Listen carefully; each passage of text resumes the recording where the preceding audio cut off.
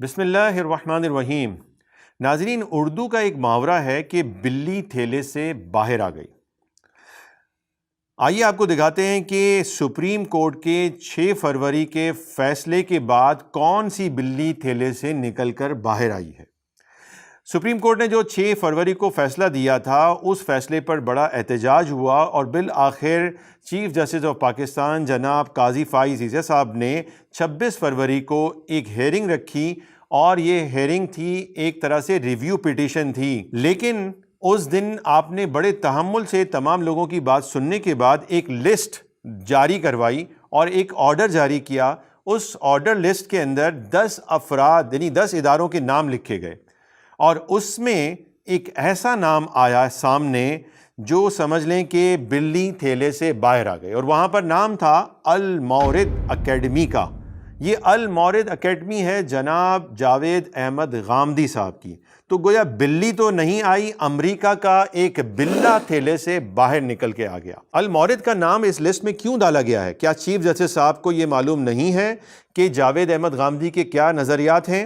جاوید احمد غامدی پاکستان کے آئین ہی کو نہیں مانتے ہیں۔ آرٹیکل 2 یہ کہتا ہے کہ پاکستان کا اسٹیٹ کا مذہب ہے اسلام، اور جاوید احمد غامدی کہتے ہیں کہ اسٹیٹ کا کوئی مذہب ہی نہیں ہونا چاہیے۔ ذرا خود سنیں۔ ریاست کا کوئی مذہب نہیں ہونا چاہیے، ریاست کا کوئی مذہب نہیں ہونا چاہیے۔ اور دوسری چیز یہ کہ جاوید احمد غامدی صاحب اس بات کا بھی انکار کرتے ہیں کہ قادیانیوں کو اسٹیٹ کافر قرار دے ہی نہیں سکتی، اور وہ یہ کہہ رہے ہیں کہ دل تھام کر میری بات سن لیں۔ تو میں عرض کروں گا کہ چیف جسٹس صاحب بھی اگر انہیں یہ نہیں معلوم تھا تو دل تھام کر جاوید احمد غامدی کی یہ بات سن لیں۔ احمدی حضرات کے بارے میں آپ کی کیا رائے ہے؟ کیا وہ مسلمان ہیں؟ دیکھیے، میرا نقطہ نظر، اور ذرا دل تھام کے سن لیجئے، وہ ہمیشہ سے یہ ہے کہ ہر وہ شخص جو اپنے آپ کو مسلمان کہتا ہے، مجھ کو کوئی حق نہیں ہے کہ میں اس کا انکار کروں۔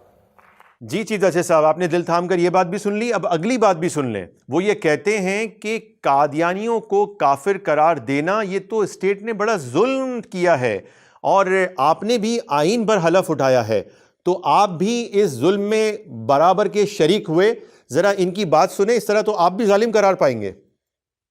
جی، سوال ہے کہ 1984 میں ضیاء الحق صاحب نے ایک آرڈیننس پاس کیا تھا جس کی وجہ سے احمدیوں کے لیے اپنا مذہب پریکٹس کرنا ناممکن ہو گیا۔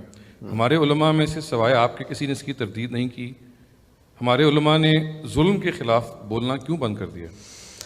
یہ تو علماء سے پوچھیے۔ میں نے تو ہمیشہ یہ کہا ہے کہ یہ پرسیکیوشن ہوئی ہے، اس کا ہمیں کوئی حق نہیں ہے کسی انسان کے بارے میں یہ فیصلہ کرنا کہ وہ اپنے آپ کو مسلمان نہ کہے۔